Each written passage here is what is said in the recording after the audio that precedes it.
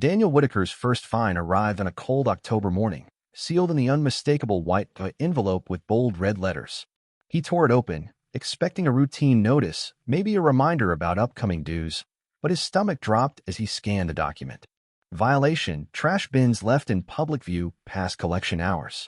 Fine: $175. Warning: repeated offenses will result in further penalties. That wasn't possible. He and his wife had been out of town for the weekend, attending their daughter's college homecoming. Their bins had never even been put out for pickup. Confused, he checked his security cameras. His driveway had been empty the entire time. There was no bin in sight. Thinking it must be a clerical error, he walked over to the HOA office, a small but pristine building near the entrance of the community, where a polished receptionist greeted him with an indifferent expression. "You received a fine," she said, barely looking up from her screen. Daniel held up the letter. "This is a mistake. I wasn't even home." The receptionist tapped a few keys before sliding a printed image across the desk. It was a photo of his driveway, timestamped 2:14 a.m., and in the center was a trash bin sitting right next to the curb. His stomach twisted. "Who took this?" The receptionist offered a tight-lipped smile. "That information is confidential." Daniel's hands clenched. Something wasn't right. Back home, he couldn't shake the uneasy feeling gnawing at him. How did the HOA get a photo of his house in the middle of the night? Out of curiosity, he posted a quick message in the Evergreen Ridge community forum, a private online group for residents. Anyone else getting fines for things they didn't do? Within an hour, the replies poured in. Sarah K. "Yes. I got fined for parking in my driveway for more than 6 hours. But I was out of state for work that whole day." Mike D. "I was cited for overgrown grass. But my lawn service had been by the day before." Cynthia L. "I got a warning for visible backyard clutter. But my backyard isn't even visible from the street." The more Daniel read, the more alarmed he became. This wasn't just a mistake. This was a pattern. And then a comment from Brian Sloan, a neighbor he barely knew, caught his eye. "They know things they shouldn't. I think they're watching us." That night, Daniel knocked on Brian's door, and the man answered before he even knocked twice. He looked exhausted, his laptop open on the coffee table behind him, screens filled with code and network logs. "I've been tracking something weird," Brian said without preamble.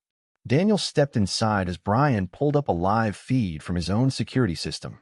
"I started getting fines a few months ago, so I set up my own cameras to figure out how they were catching me." He clicked play on a grainy midnight clip.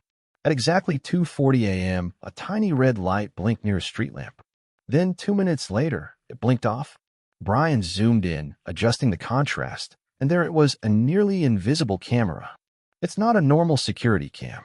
It's tiny, almost military grade, and it's connected to an external server.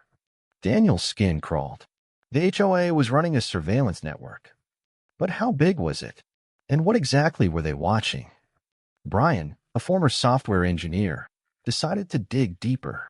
Using a signal tracker, he mapped out where the mysterious Wi-Fi connected cameras were transmitting their data. The results made both men go silent. There were dozens of cameras, in street lamps, hidden in HOA signs, embedded in decorative trees at entrances, pointed at driveways, yards, and even into private backyards. Brian leaned forward, face pale. It gets worse. The data isn't just stored somewhere. It's being accessed. He tapped the screen. A secret HOA-run mobile app was pulling real-time footage. Live neighborhood surveillance. Residents weren't just getting fined. They were being spied on in real time. HOA board members have admin access. They can zoom in, track movement, flag violations immediately. Daniel's breath came short and sharp. They're monitoring everything. The more they dug, the worse it got. The HOA wasn't just watching homes for violations. Board members had personal logins. Certain members had higher clearance than others. Some cameras had a suspicious amount of access to private areas. Daniel clenched his fists. This wasn't about community upkeep. This was control. But why? Then Brian found something chilling. A log of violations issued in real time. And next to certain names, a notation, a red list. "They're targeting certain people," Brian whispered. "And I bet we're on it." Daniel's stomach dropped. The HOA wasn't just spying. They were selectively harassing homeowners. They had enough proof now. The hidden cameras, the live surveillance app, the HOA's secret red list. Now, they needed to expose it. Daniel and Brian contacted Lisa Monroe, a no-nonsense attorney known for fighting corrupt HOAs. When she saw the evidence, her eyes widened. This is illegal on so many levels. Lisa laid out a plan. Gather testimonies from homeowners who were unfairly fined. Pull public records to see how the HOA got approval for surveillance cameras. Leak the information to local news outlets, because once the public knew, though it couldn't hide, but they needed to act fast. Because if the HOA caught wind of their plan, they would do everything possible to shut them down. And Daniel had a bad feeling the HOA wasn't just going to sit back and let it happen. Because if they were willing to violate privacy laws just to enforce trash bin rules, what would they do when their entire operation was threatened? Daniel barely slept that night, his mind racing with everything they had uncovered. The HOA wasn't just issuing unfair fines. They were running a full-scale surveillance operation, monitoring homeowners without consent, and targeting specific residents with manufacturer violations. The sheer illegality of it all made his stomach turn. But what worried him even more was what the HOA might do if they realized they had been exposed. He had no doubt that if they were willing to secretly spy on their own residents, they wouldn't hesitate to retaliate against anyone trying to take them down. The next morning, Daniel met Brian and Lisa in her office to go over their strategy. Lisa had already drafted a legal complaint and was preparing to file an injunction to force the HOA to cease its surveillance. Once we get this in front of a judge, they'll be required to disclose the scope of the cameras and justify their placement. They won't be able. She leaned forward, lowering her voice. But before that happens, they're going to fight back. Hard. As if on cue, Daniel's phone buzzed. A new notification from the Evergreen Ridge HOA app. He opened it and felt his blood pressure spike. Notice of immediate violation. Your vehicle has been recorded as improperly parked. A fine of $250 has been issued. Repeat offenses may result in towing. He showed it to Lisa and Brian, who exchanged knowing looks. They know we're on to them, Brian muttered. And they're trying to make us stop. Daniel clenched his jaw. They're about to find out that I don't scare easily. That day, Brian began setting up an encrypted network to shield their communication. He had a feeling the HOA was monitoring more than just their homes.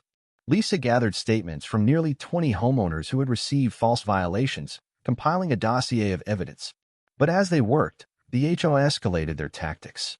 Daniel's water service was suddenly disconnected. The company claimed they had received a cancellation request, one that Daniel had never made. When he called to fix the issue, they informed him it had come directly from the HOA's administrative account. Brian's car was towed from his own driveway. When he arrived at the impound lot, he was informed that the HOA had reported it as an abandoned vehicle. Lisa's office was broken into. Her files were tossed around, but nothing had been stolen. Whoever had done it wasn't looking for money. They were sending a message. The intimidation tactics were clear. The HOA was trying to break them down. But instead of scaring them, it only made them more determined. Meanwhile, more neighbors were stepping forward with stories that bordered on terrifying. An elderly widow, Mrs. Keating, told them she had received fines for excessive backyard clutter. But when she questioned it, she was sent a photo of her own patio furniture. The problem? Her backyard was enclosed by a 6-foot fence, with no way to see inside from the street. Another neighbor, Greg Matheson, had been issued a citation for unauthorized gatherings after hosting a birthday party for his 10-year-old daughter. The HOA's notice included a time-stamped photo of his backyard full of guests, taken from above, as if shot from a drone. Lisa's expression darkened as she flipped through the complaints. They're not just policing minor violations, she said. They're actively controlling how people live. Daniel rubbed his temples. So, what's their endgame? Why go this far? Brian exhaled, scrolling through lines of data on his laptop. That's what I've been trying to figure out. He paused, then turned the screen toward them. I found something. The HOA's surveillance network wasn't just about monitoring violations. It was tied to a private contractor specializing in data collection. The HOA wasn't just enforcing rules, they were selling homeowner information. Lisa's eyes widened. They're monetizing the surveillance? Brian nodded. It explains the sudden rise in violations. They don't just find people to generate revenue. They collect data on who violates what when they're home, how they use their property. That data is incredibly valuable to developers, insurance companies, even law enforcement agencies. Daniel felt his stomach churn. This wasn't just about control. This was about profit. Lisa stood, grabbing her bag. We need to go public. No. That evening, they contacted a local investigative journalist who agreed to meet them at a neutral location to discuss the evidence. But before they could finalize their strategy, things took a dangerous turn. Daniel was driving home when he noticed a black SUV following him. At first, he thought it was a coincidence, but after making 4 unnecessary turns, the vehicle matched his every move. His heart pounded as he pulled into his driveway and saw that the SUV didn't pass. It stopped at the curb. The windows were tinted. No one got out. Daniel sat in his car for nearly 5 minutes, watching the SUV in his mirror, waiting for it to leave. It never did. Instead, a message popped up on his phone. Drop it. Daniel swallowed hard. The HOA had just made this personal.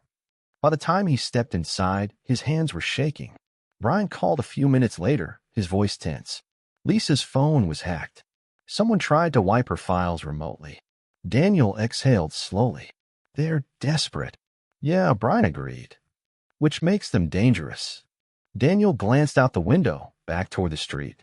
The SUV was gone, but the message was clear. The HOA wasn't just retaliating with fines anymore. Now they were coming after them directly. Lisa's voice came through the speaker. We're not stopping. Daniel clenched his jaw. Damn right we're not. They had one shot to expose the truth before the AO buried them in legal trouble, or worse. And with every passing hour, it felt like time was running out. Daniel barely slept that night. Every time he closed his eyes, he saw the black SUV, the anonymous message, the fines piling up in his mailbox like threats carved into paper. The HOA had already shown they were willing to break laws to enforce their control. Now they were crossing into something far worse. By morning, Lisa had finalized their next move, going public. They had proof, witnesses, and now the growing suspicion that the HOA wasn't just about petty power plays. They were making money off their secret surveillance. But going public meant more than just exposing the corruption. It meant declaring war. Brian was already at work, pulling metadata from the surveillance network. If they could link the spy cameras directly to the HOA board members, they could prove it wasn't just an overzealous enforcement tactic. It was a criminal operation. But just as he was closing in on the full list of administrators, his computer screen flickered, then went black. Daniel picked up his phone. Tell me that wasn't what I think it was. Brian's voice was eerily calm. They found me. Lisa's office was hit next. Not physically, digitally. Her firm's internal servers crashed, wiping out 3 years' worth of client records. The IT team managed to restore the files from backups, but Lisa had no doubts. This was retaliation. They're scared, she said, pacing. They know we're close. Daniel exhaled. So what do we do? Lisa stopped, turning to them. We push harder. That evening, Daniel, Brian, and Lisa met with local journalist Valerie Trask, a seasoned investigator who had a reputation for exposing corrupt city officials, police misconduct, and now phase on a power trip. She listened intently as they laid out everything they had. The illegal fines, the surveillance network, the secret app, the data-selling operation. Then Brian pulled out the final piece. I found something new, he said, opening his laptop. The HOA isn't just collecting data. They're feeding it into an external analytics company. Lisa leaned forward. For what? Brian clicked through the files. Predictive modeling. They're tracking homeowner habits, when people leave for work, when they go on vacation, when they're likely to violate something. And the company they're working with. They specialize in real estate acquisitions. Daniel felt a slow, cold dread settle in. They're setting people up to fail, Lisa muttered. Valerie looked up. This isn't just about surveillance. They're engineering violations to push people out of their homes. That changed everything. Lisa nodded, already texting her legal team. This just went from HOA overreach to civil rights violations. If they're intentionally targeting homeowners to manipulate property values, we're looking at real estate fraud. Valerie's eyes gleamed. Let's expose them. That night, the story broke. The local news station aired a full expose, complete with interviews from homeowners detailing their false fines, footage of the hidden cameras, and expert analysis on the privacy violations. The HOA board denied everything. A press release from Cynthia Redding, the HOA president, called it an unfortunate misunderstanding and claimed the fines were issued based on diligent community oversight, not illegal surveillance. But then came the final blow. Brian's latest discovery made it to national news. Headlines read, HOA caught running secret surveillance network. Homeowners say they were targeted for profit. Illegal HOA spy ring uncovered. Residents fight back against corrupt fines. Homeowners sue over HOA surveillance scheme. Lawsuits mount as HOA faces backlash.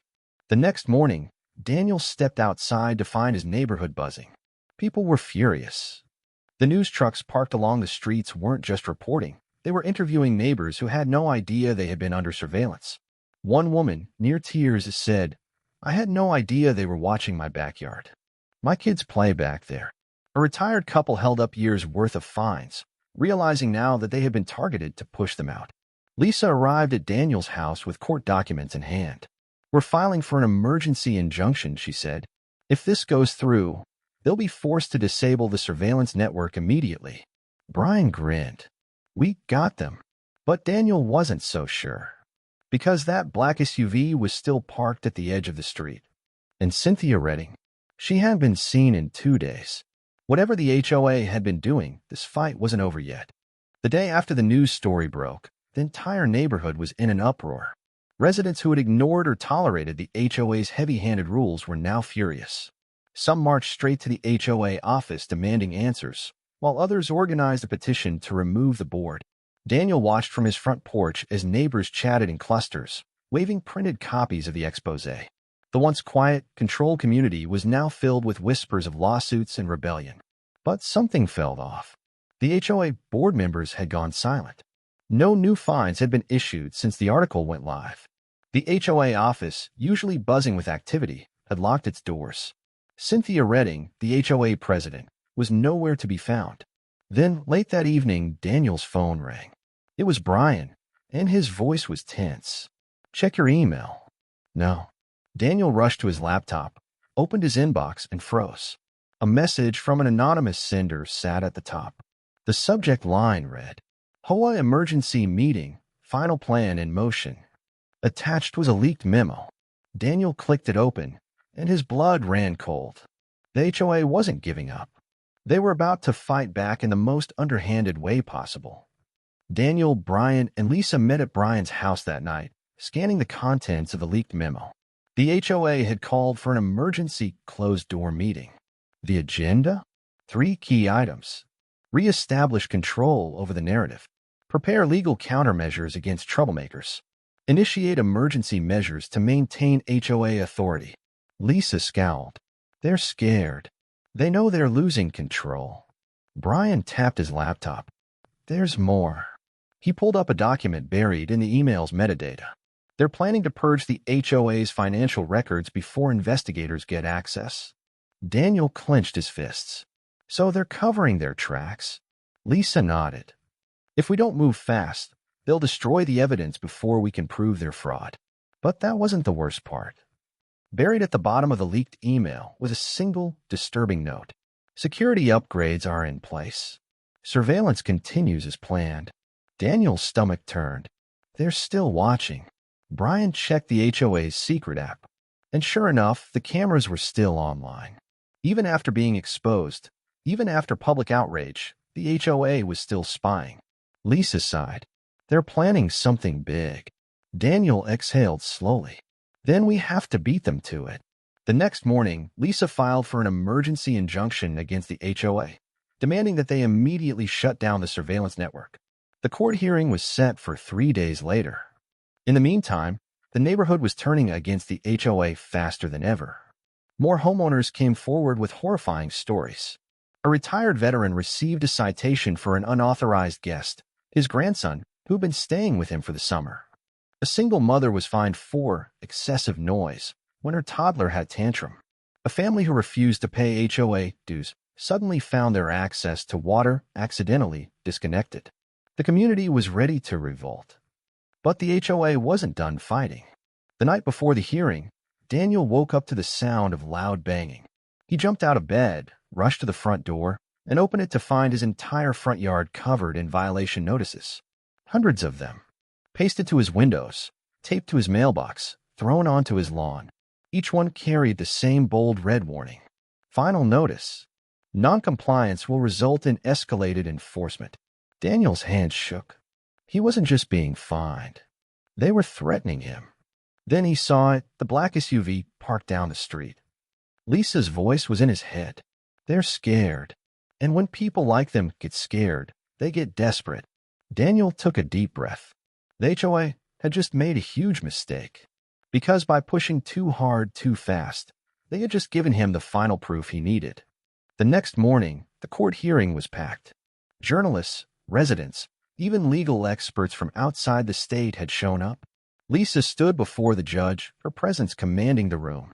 She laid out everything. The illegal surveillance network. The false fines meant to push residents out. The HOA's ties to shady real estate developers. Then she dropped the final bombshell. A new piece of evidence Brian had recovered just hours before. Bank records. The HOA hadn't just been collecting dues. They had been pocketing money through illegal fees, funneling fines into personal accounts, and paying consultants who didn't exist. It was embezzlement, plain and simple. The judge listened. Then, after reviewing the staggering amount of evidence, she issued a ruling. The HOA was ordered to immediately suspend all enforcement actions. The surveillance network had to be disabled within 24 hours. And most importantly, a full investigation into the HOA's finances would begin immediately. The room exploded in cheers. For the first time in years, the residents of Evergreen Ridge felt free. But Daniel's relief was short-lived.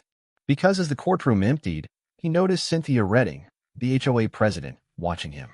Her face was unreadable, but her eyes burned with cold fury. She leaned in close as she passed him and whispered, "This isn't over." Then she walked out the door. And Daniel knew she meant it.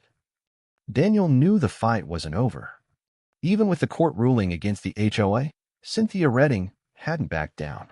She had left the courtroom with a quiet threat, and if the past few weeks had proven anything, it was that she and her allies weren't the type to go down without a fight. The first 24 hours after the ruling were oddly calm. The surveillance network was supposed to be disabled, but Brian monitored the data streams from his encrypted system, and he could still see some cameras were active.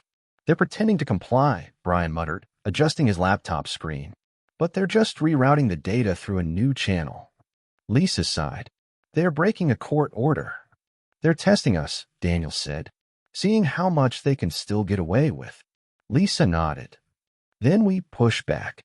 She made one phone call to the judge's office, reporting the HOA's noncompliance. Within hours, a forensic tech team was sent in to confirm that the surveillance network was still partially operational. The next morning, a second court order was issued. If the HOA didn't fully disable their illegal surveillance system within 12 hours, every board member involved would face personal fines of $10,000 per day. The HOA had been cornered. By noon, the network was finally shut down for good. But just as Daniel thought things were finally settling down, something unexpected happened. A for sale sign appeared in front of the HOA office. Then another in front of Cynthia Redding's own house. Daniel wasn't the only one who noticed. By evening, neighbors were texting, calling, and knocking on his door. "What's going on? Is the HOA shutting down? Where's Cynthia?" Brian pulled up the county's real estate records. His face went pale. "She's liquidating. Fast." Lisa frowned. "What does that mean?" Brian clicked through several recent transactions. "She's selling properties, transferring HOA funds," and he stopped short, then exhaled sharply. "She's trying to disappear." Lisa grabbed her phone. "We need to stop her." But they were too late. By the next morning, Cynthia Redding was gone. At first, people thought she had simply stepped down to avoid the growing legal battle. The HOA board scrambled to issue a statement, assuring residents that business would continue as usual while they underwent leadership restructuring. But Daniel knew better. Because Brian had tracked her final transactions. And Cynthia hadn't just left town. She had transferred over $600,000 from the HOA's funds to an offshore account. The board had no idea. The money was gone. And for the first time, Daniel realized the full extent of her plan. Cynthia had never intended to fight a legal battle. She had been buying time. The surveillance network, the fake fines, the aggressive retaliation, it had all been a stalling tactic. She knew the walls were closing in. She had been cashing out the entire time. Lisa immediately contacted the district attorney's office, filing a formal fraud complaint. Within hours, a full-scale criminal investigation was launched. By nightfall, the HOA board had collapsed. The next few weeks were chaotic. With no leadership, no funds, and multiple pending lawsuits, the HOA was in shambles.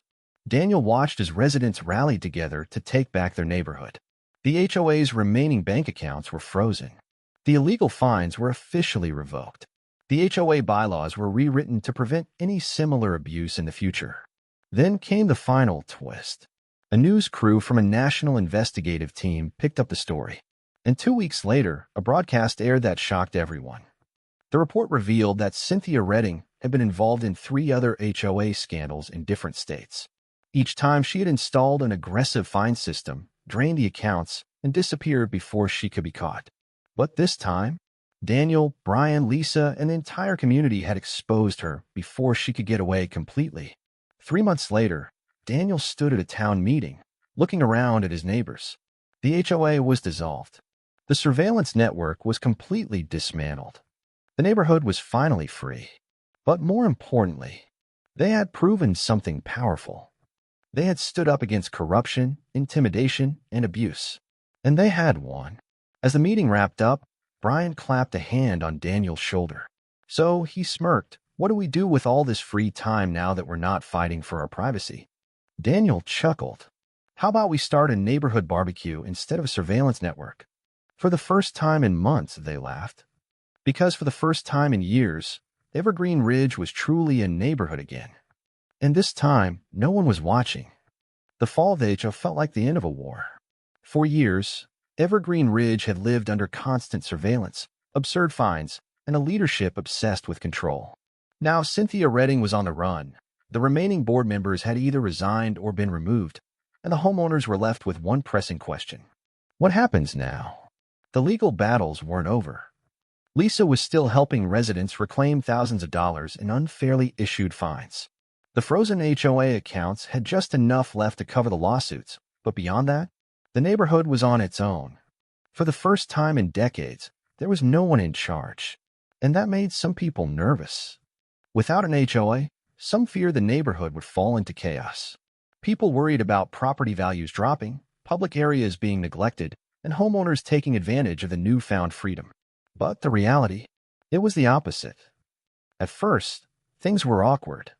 People were so used to being told what to do that they didn't know how to function without an authority figure looming over them.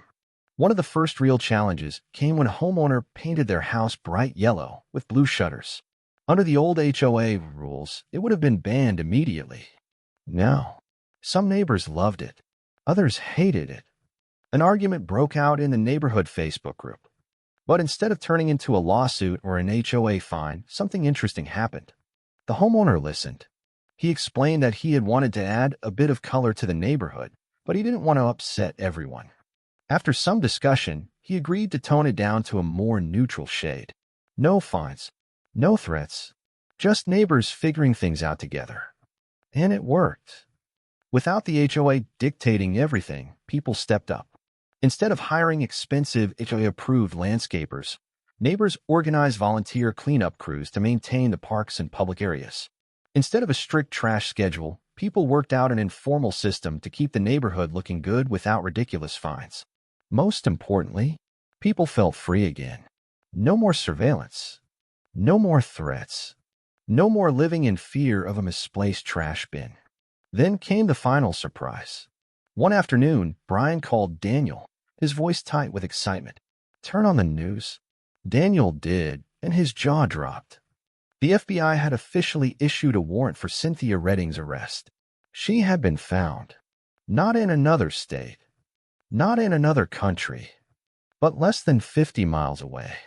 She had been hiding in a rental property under an alias, waiting for the media attention to die down. But with the amount of money she had stolen, she couldn't stay hidden forever. When federal investigators froze her offshore accounts, she had tried to withdraw cash from a small bank. That's when she was caught. The news spread fast.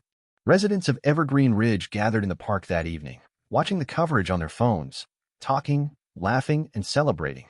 A woman who had received over $10,000 in false fines wiped tears from her eyes.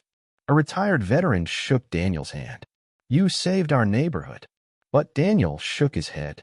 "We did it together." Months later, things were better than ever.